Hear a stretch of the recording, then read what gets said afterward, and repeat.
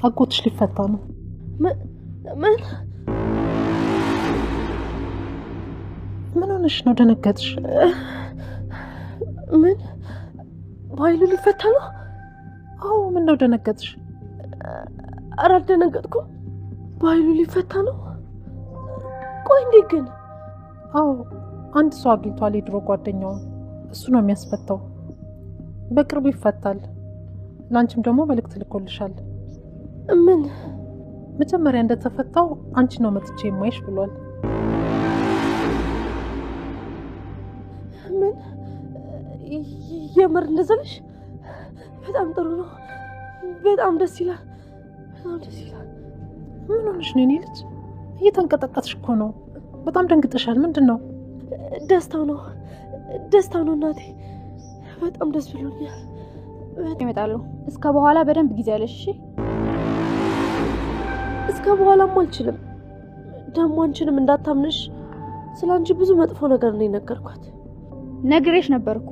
በገዛጅሽ ዙሩን አከረርሽ። ነይ አሁንስ በጣም በዛ። የቃል ሳይንስችኛው አልተጨመረ ነው። ከዚህ በላይማ ራስ ወዳድ መሆን የለብኝም። ለእናቴም ቢሆን ፈጣሪ ያለላት።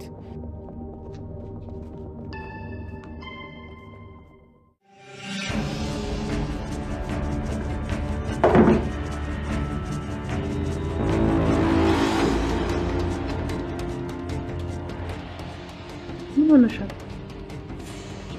እቲ አንድ ማወቅ ያለብሽ ነገር አለ። ምንድን ነው እሱ?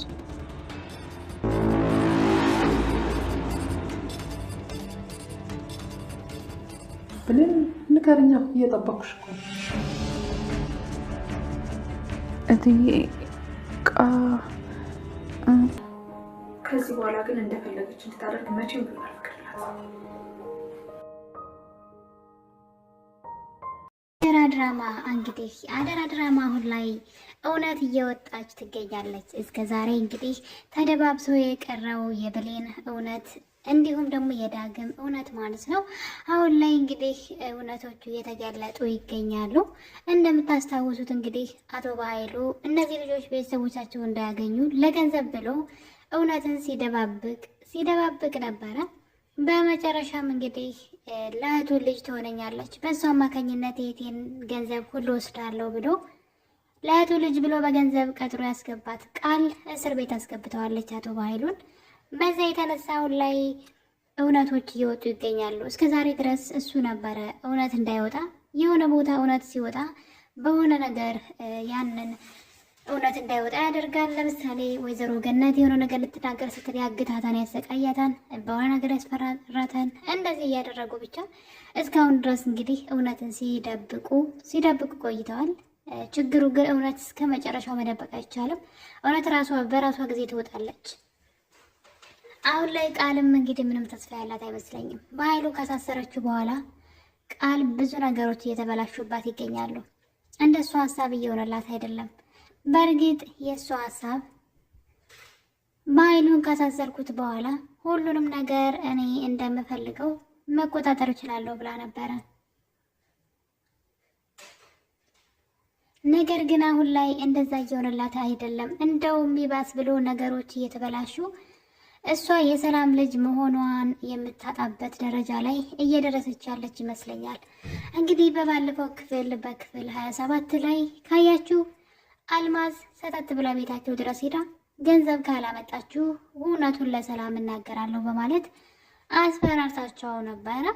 ሰላም እንግዲህ እስካሁን ድረስ እሷ እንደሞተች ነው የምታውቀው። ነገር ግን ሴትዋ በሕይወት አለች።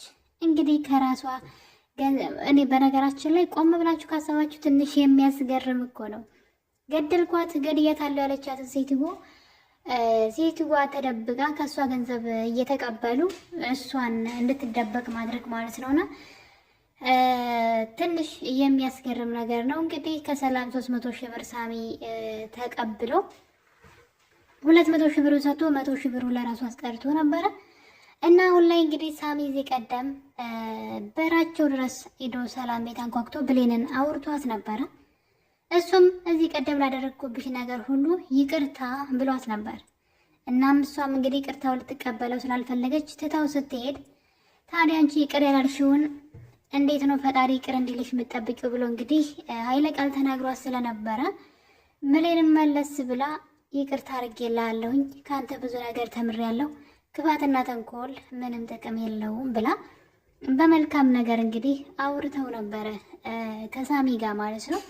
በዛውም እንግዲህ አልማዝን ገለው እንደቀበሯት ከዳግም ጋር እንደተጣላ ይፈልጋል። በእርግጥ በጣም ይወዳታል እና እንግዲህ ሳሚ ለብዙ ጊዜ የአቶ በኃይሉ ቅጥረኛ ሆኖ የዳግም እናት ማን እንደሆነች እያወቀ ነገር ግን ለዳግም ሊነግረው አልቻለም።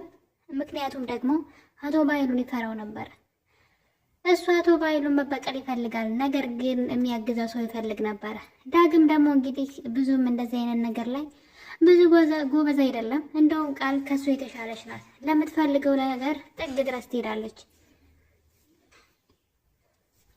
ዳግም ደግሞ ብዙ ነገር አቶ በኃይሉ አሳጥቶት እያለ ነገር ግን እሱን ምንም ሲያደርገው በሕግም መጠየቅ ይችላል። እሱን ሰውየውን እስከ መጉዳት ድረስ ቤተሰቡን እናቱን እስኪያሳየው ድረስ ዋጋ መክፈል ነበረበት። ነገር ግን እሱ ዝም ብሎ እህቱ ቤት ተከራይቶ ቁጭ ብሎ ነበረ።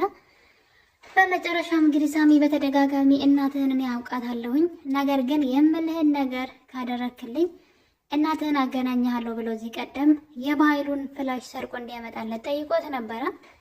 እንግዲህ እሱም ያንን ፍላሽ ወስዶ ምንም የተጠቀመበት ነገር የለም። ፍላሹን ወሰደው። እዛ ውስጥ የበኃይሉንም የሳሚንም ወንጀል የያዘ ፍላሽ ነው። ዳግም ግን አልተጠቀመበትም። ምንም አይነት ወንጀል ሳይሰራ የብሌን እናት እስከ ማገት የራሱን ወላጅ እናት ማለት ነው ይህን ሁሉ ነገር እስከ ማድረግ ከሚደርስ ይልቅ የተሰጠውን እድል ያንን ፍላሽ እጁ ሲገባ የወንጀል ፍላሽ እንደሆነ ውስጡ ያለውን ነገር ሁሉ አይቶታል። ነገር ግን ሊጠቀምበት አልቻለም። ከሱ በተሻለ ይልቅ ስማርት ሆና ቃል ተጠቅማበታለች። እንግዲህ ፍላሹን አይቶታል ምን ወንጀል እንደያዘ። ነገር ግን እሱን ተጠቅሞ በኃይሉንም ሆነ ሳሚን አላስፈራራበትም። ጭራሽ ለብሌን መልሶ ነው የሰጣት። ብሌን ደግሞ ካስቀመጠችበት ብሌንም ተመሳሳይ ነገር ማድረግ ትችል ነበረ። እጇ ላይ ያለውን ወርቅ እሷም ደግሞ ዝም ብላ ያልሆነ ቦታ አስቀምጣው ብልጧ ቃል እንግዲህ ወስዳ ፋይሉን በደንብ ተጠቅማበታለች። ይኸው በኃይሉን አሳስራበታለች። በዛ ላይ ደግሞ ፋይሉን ለሰዎች በመላክ ማለት ነው ገንዘብ ስታገኝበት ነበረ። የበኃይሉ ጥላት የሆኑ ሰዎች በገንዘብ ፍላሹን ሲገዟት ነበረ። እንግዲህ ያው ኮፒውን ማለት ነው። እና ኮፒ ካደረገች በኋላ ነበር ለበኃይሉ የመለሰችለት። እንግዲህ እሱን እስከምትፈልገው ድረስ ከተጠቀመች በኋላ በኃይሉን እንግዲህ ምን እንዳደረገችው አይታችኋል። እናም እንግዲህ ይህን ነገር ሁሉ ካደረገች በኋላ ቃል አሁን ላይ ግን ሌላ መዘዝ መጥቷል። እንቅፋት ትሆነኛለች ያለችውን አልማዝም በብር አፏን አዘግታ አረቃ ብታባረራትም አሁን ላይ ግን ነገሮች እንዳሰበችው እየሆነ አይደለም። በዛ ላይ ሳሚ እንግዲህ እዚህ ቀደም ብሌን ባወራችው መሰረት እውነትን መናገር ከመሸበት ማደር ይሻላል በማለት ዳግም ጋር ደውሎ ስለ እናትህ ማወቅ ከፈለግ አሁኑኑ በር ላይ ቁም ያለውና ብሎ እንግዲህ የራሳቸው በር ድረስ ሄዶ ዳግምን ሲያወራው እያየን ነው።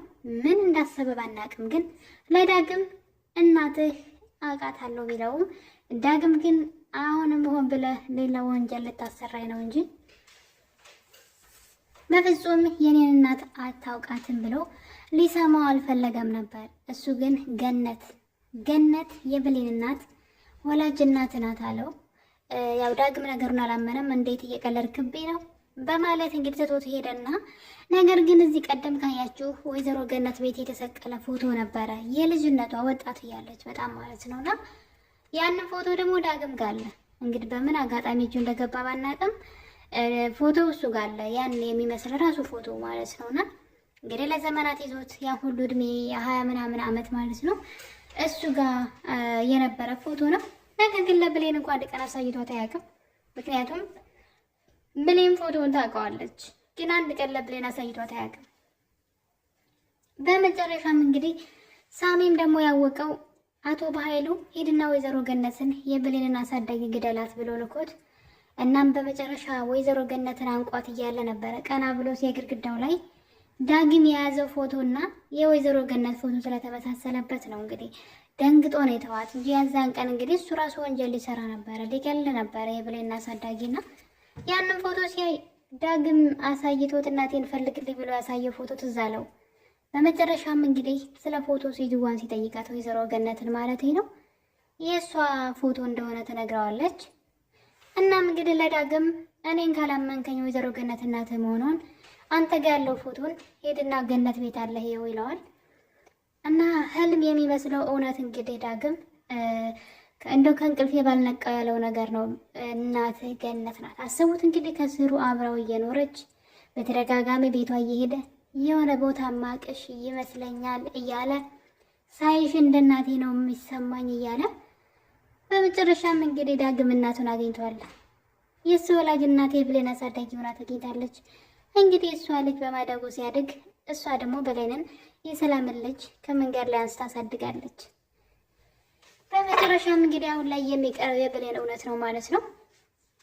ሳሚም አንድ የማስተካክለው ነገር አለ ብሌንዬ፣ የኔ ፍቅር ለአንቺም ሰላም እናትሽ እንደሆነች እነግርሻለሁ እያለ ይገኛል። እንግዲህ ሳሚ አሁን ላይ እንግዲህ ሊሞት ነው መሰለኝ ወይም ደግሞ እንግዲህ ሊታሰር ይሆን እርግጠኛ ነኝ። ብሌንን ያገኛታን ብዬ አላስብም። ምክንያቱም እሷ ዳግምን ትወደዋለች። ነገር ግን እውነቱን መናገሩ ደግሞ ለሰዎች ደስታ ምክንያት መሆኑ ለሱ ደስታ ይሰጠዋል ማለት ነው። ስለዚህ አሁን ላይ እውነቱን እየተናገረ ይገኛል። በኃይሉ ከታሰረ በኋላ እንግዲህ አሁን ላይ እውነቶቹን ሁሉ እየተናገረ ነው። እናም እንግዲህ ሳሚ ይሄን ነገር በፍጹም አንተና ገነት እናትና ልጅ መሆናችሁን በፍጹም ለማንም ሰው እንዳታዋጅ፣ ካወጅ ከአቶ በኃይሉ ይሰማል። አቶ በኃይሉ ከሰማ ደግሞ አንተንም እናትህንም ይገላችኋል ብለው እንግዲህ አስጠንቅቆታል። በመጨረሻም እንግዲህ ዳግም ብሌንን ወደ ቤት በመሄድ ነበረ እባክሽ ቤታችሁ ሰጂ ብለው በግድ ቤታችሁ ወስዷት ፎቶውን ያገኘው። እንግዲህ ፎቶውን አግኝቶታል። የእናቱን የልጅነት ፎቶ እሱ ጋር ካለው ጋራ አንድ አይነት ፎቶ ነበረ። እናም እንግዲህ በመጨረሻም ዳግም እናቱን ለማየት ወደ ፖሊስ ጣቢያ ሄዶ ነበረ እና እናቴ ነሽ ብሎ መንገድ ፈልጎ ነበረ። ነገር ግን ሳሚ የተናገረው ነገር ትዝ አለው። አንተና ወይዘሮ ገነት እናትና ልጅ መሆናችሁን በኃይሉ ካወቀ በህይወታችሁ ላይ ፈርዳችኋል ማለት ነው አለው። ስለዚህ በፍጹም ለተወሰነ ጊዜ ነገሮች እስኪስተካከሉ ማንም ሰው ማወቅ የለበትም ስላለው፣ ያው ገነት ደግሞ ለጎረቤቷ ልታወራ ትችላለች። ጎረቤትየዋ ደግሞ የበኃይሉ ሰላይ ነች። አሁን ላይ በኃይሉ ከስር ሊፈታ ነው። ይሄ ነገር ለቃል በጣም ከባድ ነው። እስከ መጨረሻው እዛው እስር ቤት ይበሰብሳል ብላ ወይኔ ቤት ጥየዋለሁ ያለችው በኃይሉ ባለ ሀብት ስለሆነ እንግዲህ ጠበቃ አግኝቶ ከስር ሊፈታ ነው። ይሄ ነገር ለቃል በጣም ከባድ ሆኖባታል። ይህን ነገር ከሰማች በኋላ ቃል አሁን ላይ ቃል ዙሪያውን ገደል የሆነባት፣ የሆነ ሰዓት ላይ ሁሉ ነገር ለሷ አሪፍ ሆኖላት ነበረ። በኃይሉ ሲታሰር ብሌንና ዳግም ሲጣሉ ሰላም እሷን ማመን ሲጀምር ሰላምና ብሌን ተጣልተው በዛ ላይ ደግሞ ለአልማዝ ከሰላም ተቀብላ ገንዘቡን ከሰጠች በኋላ ሁሉ ነገር ለእሱ አልጋ ባልጋ የሆነላት ነበር የመሰላት። ማለት ሁሉ ነገር የምትወስድበት ሰዓት የደረሰ ነበር የመሰላት። ነገር ግን አሁን ላይ መልሰው ሁሉም ነገር ተበላሽቶባታል። እንግዲህ አልጠግባይ ምንድን ነው በልቶ ይጠፋል ነው የሚባለው አይደለም። ቃል እንግዲህ ብቻዬን እበላለሁ ብላ በኃይሉን በማሳሰሯ አሁን ላይ በኃይሉ ከስር ሊወጣ ነው። በኃይሉ ከስር ወጣ ማለት ደግሞ እንግዲህ ተያይዘው ገደል ነው ማለት ነው። እሷም ለሱ እሱም ለሱ ጥላት ይሆናሉ። እሷ እንዳሳሰረችው ጠንቅቆ ስለሚያውቅ መረጃውም እሷ ጋር እንዳለ ስለሚያውቅ እና አሁን ላይ እንግዲህ እውነት እየወጣ ነው። የአደራ ድራማ የብሌን ታሪክ የብሌን እውነት የሁላችንም ናፍቆት ነው መቼ ይወጣን የሚለው። ምክንያቱም የብሌን ታሪክ በጣም የሚያሳዝን ነው። በነገራችን ላይ እውነት እንደዚህ አይነት ታሪክ ያላቸው በጣም ብዙ ሰዎች አሉ። ልጆቻቸውን ለዘመድ ለሆነ እንግዲህ እኔ አሁን ከባድ ነው። ቤተሰብን እናት፣ አባት፣ ወንድም፣ እህት ካልታመነ ማን ነው የሚታመነው? እና ሰላም የገጠማት ነገር ምንድነው እንግዲህ በገዛ ወንድሟ መከዳት ነው። ሲበዛ ገንዘብ ወዳድና ስግብግብ ስለሆነ ምን እንዳደረገ ህይወቷን ተመልከቱ። አደራውን እንዴት እንደበላ ማለት ነውና ገንዘብ ባልነበራት ሰዓት እንግዲህ ያችን ህፃን ልጇን አውጥቶ ነው የወረወራት።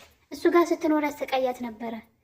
በጣም ነበር የሚያሰቃያት። ህፃን ልጅ ናት። ምግብ ስሪ እንዴት እንደሚያደርጋትና እንደዛ እያሰቃያት እንግዲህ በዛ ላይ አውጥቶ ጣላት ማለት ነው። በህፃንነቷ አንቺን ላሳድግ ነው ወይ እናትሽ እኮ ብር ልካለሁ ብላ ነው ሄደችው ብሎ ጥቅሙ ሲቀርበት ከአደራዊ ላይ ገንዘብ ወዳድ ስለሆነ አውጥቶ ነው የጣላት ምንም ሳይመስለው።